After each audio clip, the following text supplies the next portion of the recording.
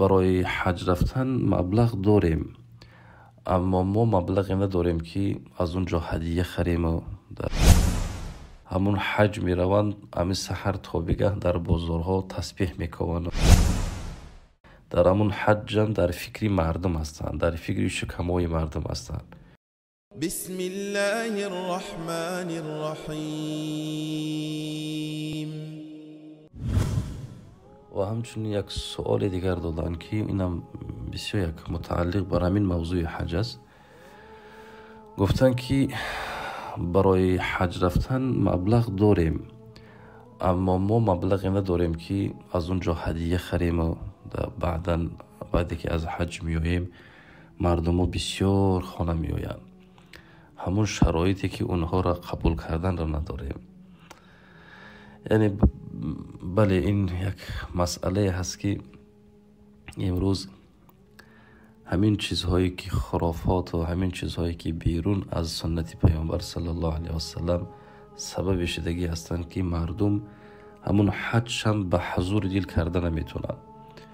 همون حج میروند، امی سحر تا بگه در بازارها تسبیح میکنن و بگیم از همون عطرها جمع میکنن. در همون حج هم در فکری مردم هستند، در فکری شکمای مردم هستند.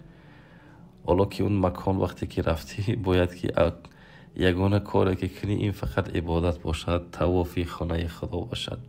اما این چیز اینقدر مردم را افکارهاشون مشوش کردگی هستند که دیگر همون حج هم به حضور دل کردن نمیتونن. برادر عزیز،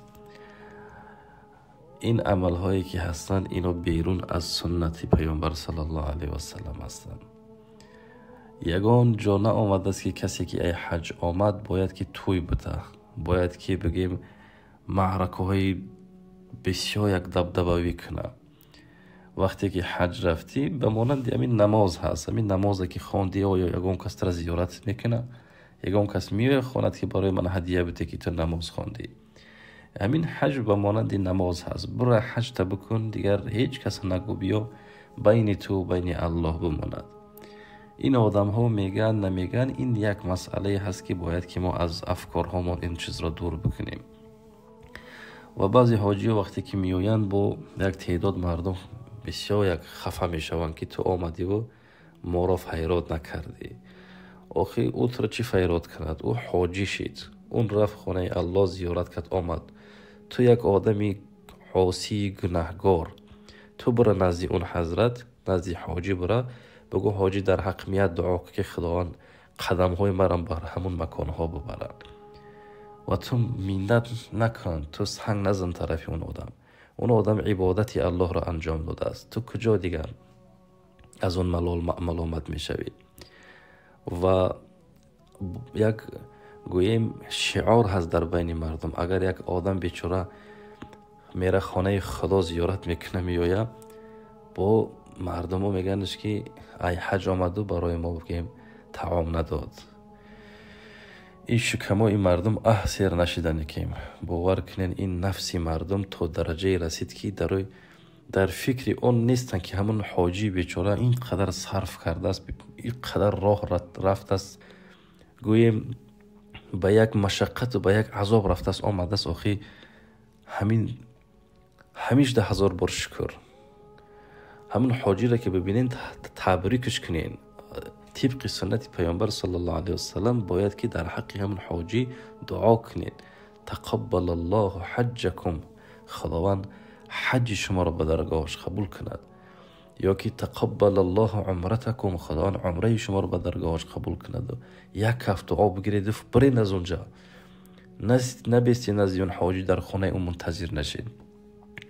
کدامی که شرایط داشته باشد همون شما را فیراد میکند، کدامی که شرایط نداشته باشد شما بالای اون ظلم نکنید.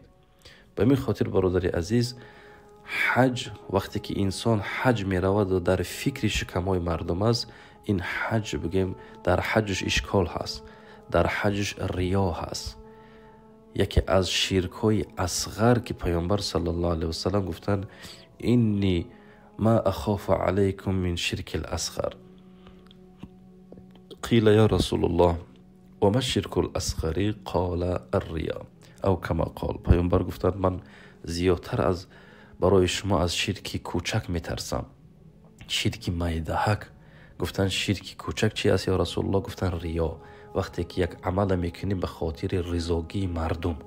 اینا تو حج میره و یگانه فکرت همین است که مردم از تو راضی باشد، مردم تو را مدح و ثنا کنن، مردم در حق بگیم راضی باشن. این حج تو به خاطر الله نبوده است برادری عزیز، به خاطر مردم بوده است. به خاطر این چیزا رو از سر پرتوین. میره حج تا زیارت بکو، بیا کارت دوام بده، به هیچ کس هم نگو که تو حج رفتی. الله خیر و برکتون بدهد. و صلی الله علی سیدنا محمد صلی الله علیه و سلم.